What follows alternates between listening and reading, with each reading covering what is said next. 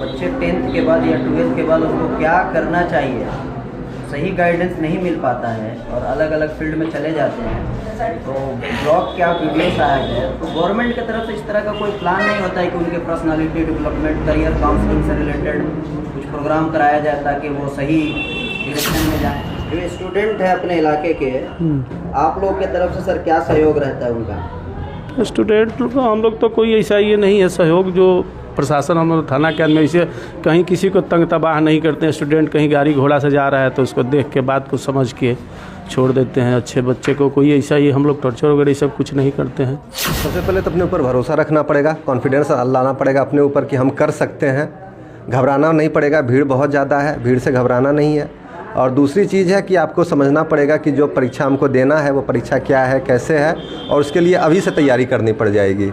अभी से उसका देखना पड़ जाएगा कि क्या सिलेबस है, क्या बुक्स होते हैं, जो टॉपर्स लोग हैं वो क्या करते हैं, उनका जो वो होता है सक्सेस टिप्स होते हैं वो सब देखना पड़ेगा। तो अभी से उनको तैयारी अपनी करनी पड़ेगी। यहाँ सबसे बड़ी किसी भी इंस्टीट्यूट में या हमारे यहाँ जहाँ भी किसी भी शिक्षा को नैतिक शिक्षा से, संस्कार से जोड़कर अगर बच्चों को तालीम दिया जाएगा तो बच्चा बेहतर करेगा। और बच्चों को पढ़ाई के साथ साथ नैतिक शिक्षा और संस्कार से जोड़कर ही तालीम मेरे यहाँ दी जाती है। मेरे यहाँ सारे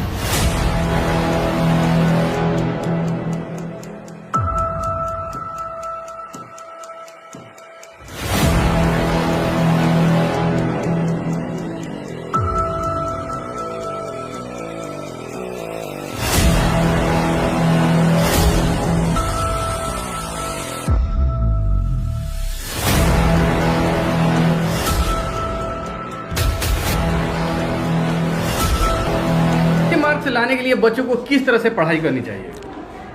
देखिए, बात सही है कि सब लोग प्रयास करते हैं लेकिन मार्क्स कुछ लोगों के कम आते हैं। देखिए, पढ़ना अलग चीज़ है और एग्जामिनेशन पास करना अलग चीज़ है। बहुत सारे लोग बहुत सारा चीज़ पढ़ के ज्ञान तो उनमें आ जाता है लेकिन उसकी प्रस्तुति ढंग से नहीं कर पाते। जैसे कोई किसी प्रश्न का उत्तर देना है तो उसके बारे में वो जानते सब कुछ है लेकिन वो टू द पॉइंट आंसर उसका नहीं लिख पाते तो मार्किंग थोड़ी कम हो जाती है उनके। इससे उनके ज्ञान पे शक नहीं किया जा सकता। उनको ज़रूरत है बेहतर मार्गदर्शन देने की और कैसे आंसर लिखें, एक ये कला है वो बताने की।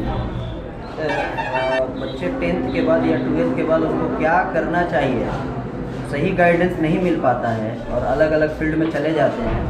तो ब्लॉग क्या वीडियोस आया है, तो गवर्नमेंट की तरफ से इस तरह का कोई प्लान नहीं होता है कि उनके पर्सनालिटी डेवलपमेंट, करियर काउंसलिंग से रिलेटेड कुछ प्रोग्राम कराया जाए ताकि वो सही डायरेक्शन में जाए। सरकार भी कई सारे प्रोग्राम चलाती है। जैसे इच्छा तो बच्चों की ही है कि वो किस क्षेत्र में जाना चाहें। सरकार अभी स्टूडेंट क्रेडिट कार्ड हो या फिर DRCC के माध्यम से, साथ में से बिहार सरकार की महत्वाकांक्षी योजना है उसका एक कंपोनेंट है। तो बच्चे अगर तकनीकी तालीम चाहते हैं तो उसके लिए व्यवस्था है। सरकार BPSC पास करने वाले लड़कों और लड़कियों को प्रोत्साहन राशि भी देती है PT पास करने के बाद उनको तैयारी करने के लिए, ताकि वो आगे चल के अपने ड्रीम को पूरा कर सकें। कोई इंजीनियरिंग जाना चाहता है तो स्टूडेंट क्रेडिट कार्ड के माध्यम से उनको पैसा भी सरकार देती है, मदद करती है। तो ये तो इच्छा बच्चों की है, सरकार उसमें मददगार है। हर स्टेप पे सरकार मदद कर रही है और बच्चे अगर और अच्छा करना चाहेंगे सरकार हर तरह से खड़ी है उनके साथ। सब कुछ डिमांड सप्लाई पे चलता है। तो डिमांड किस चीज़ का है, जैसे मान लीजिए परीक्षा में तो क्वेश्चन पूछ क्या रहा है वो चीज़ समझना पड़ेगा, तभी हमको पता चलेगा कि हमको उसका उत्तर कैसे देना है। तो LN group of IAS academy जो है, यहाँ के सारे अच्छे टीचर लोग हैं, इन सब के थ्रू हम कहना चाहेंगे कि आपको समझना पड़ेगा कि ज़रूरत क्या है, फिर आप ज़रूरत को पूरा करने के लिए जो चीज़ चाहिए उस चीज़ की आपूर्ति करेंगे। UPSC की तैयारी कर रहे सर, यूथ हैं, यंग हैं, ये जो बच्चे हैं जो जूनियर हैं उनको क्या गाइड करेंगे ताकि BPSC में गवर्नमेंट सर्विस और इस तरह के सिविल सर्विसेज में हो जा पाए? सबसे पहले तो अपने ऊपर भरोसा रखना पड़ेगा, कॉन्फिडेंस लाना पड़ेगा अपने ऊपर कि हम कर सकते हैं। घबराना नहीं पड़ेगा, भीड़ बहुत ज़्यादा है, भीड़ से घबराना नहीं है। और दूसरी चीज़ है कि आपको समझना पड़ेगा कि जो परीक्षा हमको देना है वो परीक्षा क्या है, कैसे है, और उसके लिए अभी से तैयारी करनी पड़ जाएगी। अभी से उसका देखना पड़ जाएगा कि क्या सिलेबस है, क्या बुक्स होते हैं, जो टॉपर्स लोग हैं वो क्या करते हैं, उनका जो वो होता है सक्सेस टिप्स होते हैं वो सब देखना पड़ेगा। तो अभी से उनको तैयारी अपनी करनी पड़ेगी उस दिशा में। 11th में ही आपको तैयारी करना पड़ेगा सिलेबस के साथ। आपके दिमाग में आ जाना चाहिए कि हमको आगे चल करके भविष्य में करना क्या है, और थोड़ी थोड़ी उसी दिशा में आपको थोड़े थोड़े कदम अपने बढ़ाने स्टार्ट कर देने पड़ जाएंगे अभी से ही। जैसे कोई 10 पास किया हुआ है तो उसको पता अगर है कि हमको IAS बनना आगे चल करके, तो अभी से उसको न्यूज़पेपर पढ़ना स्टार्ट कर देना चाहिए। अभी से उसको थोड़े बहुत क्वेश्चंस या फिर जो इंटरव्यूज़ आते रहते हैं यूट्यूब वगैरह पे वो सब देखना स्टार्ट कर देना चाहिए, तो ताकि अभी से ही आइडिया मिलता रहे कि आगे चल करके हमको करना क्या है। इस इंस्टीट्यूट के बच्चों से मिलकर आपको कैसा लगा? सारे बच्चे बहुत मेहनती हैं और बढ़िया, जैसे छोटी जगह से में होकर के इतना अच्छा परफॉर्म कर पाना, सारे टीचर इंस्टीट्यूट के और सारे बच्चे बहुत ही बधाई के पात्र हैं कि उन्होंने बहुत अच्छा परफॉर्म किया है। बच्चों का शौक होता है उसका कि हमारे शरीर पे खाकी वर्दी रहे, कंधे पर स्टार लगे, तो उसको किस तरह से तैयारी करनी पड़ेगी, क्या करना पड़ेगा? उसके लिए 12th के बाद ग्रेजुएशन के बाद फिजिकल उसके साथ साथ पढ़ाई अच्छी से करनी होगी, कंपटीशन की तैयारी करनी होगी। पटना में है, चाहे यहाँ जो लोकल जगह भी है, ज़िला में है, सब डिवीज़न में है, वहाँ रह के अच्छा से पढ़ाई करे, फिजिकल वर्क करे, अच्छा से करेगा, कंपटीशन में निकलेगा तो होगा। जो स्टूडेंट है अपने इलाके के, आप लोग के तरफ से सर क्या सहयोग रहता है उनका? स्टूडेंट को हम लोग तो कोई ऐसा ये नहीं है सहयोग, जो प्रशासन हम लोग थाना के में ऐसे कहीं किसी को तंग तबाह नहीं करते हैं। स्टूडेंट कहीं गाड़ी घोड़ा से जा रहा है तो उसको देख के बात को समझ के छोड़ देते हैं। अच्छे बच्चे को कोई ऐसा ही हम लोग टॉर्चर वगैरह सब कुछ नहीं करते हैं। Allen group of IAS academy हर साल बेहतर परफॉर्मेंस कर रहा है, इसके पीछे क्या वजह क्या है? क्या राज है? हम लोग पहले तो आपके चैनल को हम मुबारकबाद देते हैं, शुक्रिया अदा करते हैं कि आपने अपना समय दिया हमको। हम लोग के यहाँ सबसे बड़ी किसी भी इंस्टीट्यूट में या हमारे यहाँ जहाँ भी किसी भी शिक्षा को नैतिक शिक्षा से, संस्कार से जोड़कर अगर बच्चों को तालीम दिया जाएगा तो बच्चा बेहतर करेगा। और बच्चों को पढ़ाई के साथ साथ नैतिक शिक्षा और संस्कार से जोड़कर ही तालीम मेरे यहाँ दी जाती है। मेरे यहाँ सारे शिक्षक हैं जो वेल अनुशासित और बच्चों को अनुशासित रखते हैं, और जो भी हम लोग शिक्षा देते हैं बच्चों उसको मुकम्मल करते हैं और बेहतर करते हैं। अब जो नए बच्चे एडमिशन लेने वाले हैं उनको क्या कहेंगे? बैच कब से स्टार्ट हो रहा है आपके यहाँ? बैच 15 अप्रैल से स्टार्ट होगा, लेकिन हमारे यहाँ जो भी बच्चे जो भी बैच में आते हैं, जब हम लोग उसकी शुरुआत करते हैं तो कम से कम 3 से 4 माह तक हम लोग बच्चों का बेसिक चीज़ पढ़ाते हैं, जैसे केमिस्ट्री हो गया, बायो हो गया, मैथ हो गया, आर्ट्स साइंस, यानी कि जो भी विषय की यहाँ पढ़ाई होती है हम लोग क्या करते हैं कि उसको 1 क्लास से लेके 10th क्लास तक उसको हम लोग नीचे का बेस पढ़ाते हैं 2-3 माह में। 2-3 माह के अंदर 10th लोअर क्लास को निकाल कर जब हम लोग उसको इक्विवेलेंट ला लेते हैं तब हम लोग 11 शुरू करते हैं। इसीलिए हमारे बच्चे अच्छा करते हैं। कितने घंटे पढ़ाई करना पड़ा था?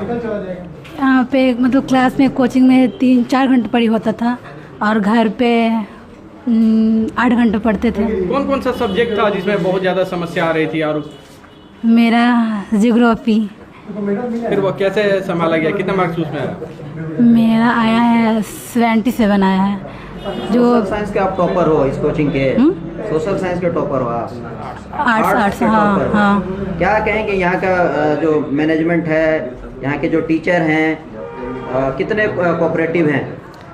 यहाँ पे बहुत अच्छा पढ़ाई होता था, ऑनलाइन क्लास भी कराया जाता था, यहाँ पे एक्स्ट्रा क्लास भी दिया जाता था। यहाँ पे क्लास ओवर होने के बाद जो भी मतलब क्वेश्चन में डाउट रहता था तो हमारे इमरान सर सॉल्व कराते थे, जो भी पूछते थे, मतलब 10 बार क्यों नहीं पूछो, 10 बार बताते थे हम लोगों को। क्या नाम बताइए? शाहीन परवीन। गांव का नाम?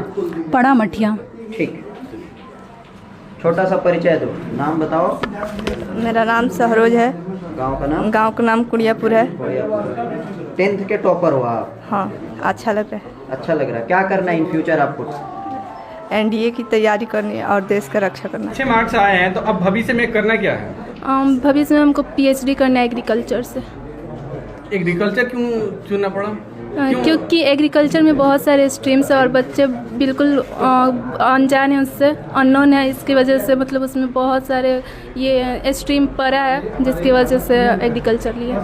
सफलता का श्रेय किनको देना चाहती हैं? Teacher, parents. अंतिता गुप्ता, सुरैया। क्या नाम है? संदीप कुमार। सोच रहे डिप्लोमा करने। डिप्लोमा? हाँ, क्या चीज़ का डिप्लोमा? मैकेनिकल से। गांव का नाम? बालापुर। बालापुर। हाँ, कैसा लग रहा है अभी आपको? बहुत अच्छा लग रहा है। सम्मानित होके? बहुत अच्छा लग रहा है। अच्छा लग रहा है। कोचिंग के बारे में बताइए, आपके फेवरेट टीचर कौन है? सभी मेरे फेवरेट है। सभी हैं? हाँ। इसलिए बोल रहे हो कि कोई नाराज ना हो? नहीं, ऐसा बात नहीं। अच्छा, अब भविष्य में क्या करना है? डॉक्टर बनना है। डॉक्टर बनना है। हाँ। सफलता का श्रेय किनको दीजिएगा? जी, मैं सफलता के श्रेय इसलिए देना चाहती हूँ सभी टीचरों को और अपने माता पिता को देना चाहती हूँ, क्योंकि वो बहुत विश्वास किए हम लोग पे। इतना नंबर लाई आप और इतना अच्छा आपका रिजल्ट आया है, कितना घंटा मेहनत करती थी? सर देखिए, घंटों से पढ़ने से कोई मतलब नहीं होता है। जितना देर मतलब आप ऑब्जर्व कर सके उतना मैं पढ़ के मतलब अपना रिजल्ट अच्छा से लाई हूँ। बहुत सारे कोचिंग में बस रटवाया जाता है, नहीं, नोट्स यहाँ वगैरह पे दे दिया जाता है। यहाँ पर क्या रियल में पढ़ाया जाता है? यस, यहाँ पे बहुत अच्छे से पढ़ाई होती है और सारी चीज़ की बहुत अच्छी से सुविधा है यहाँ पे। सारी चीजें सब जी। अच्छा है जी। फी वगैरह में अगर कोई कुछ होता है? नहीं, अगर कोई देखिए बच्चा यहाँ गरीब पे है, वैसा है इस कि तरह जो गरीब सा बच्चा है उसको फ्री में पढ़ाया जा सकता है, पढ़ाया जा सकता है और पढ़ाया भी जाता है यहाँ पे। पढ़ाया भी जाता जी। है। नाम बताइए। नाम है मेरा अंजलि पंडित। गाँव का नाम? गाँव का नाम बालापुर।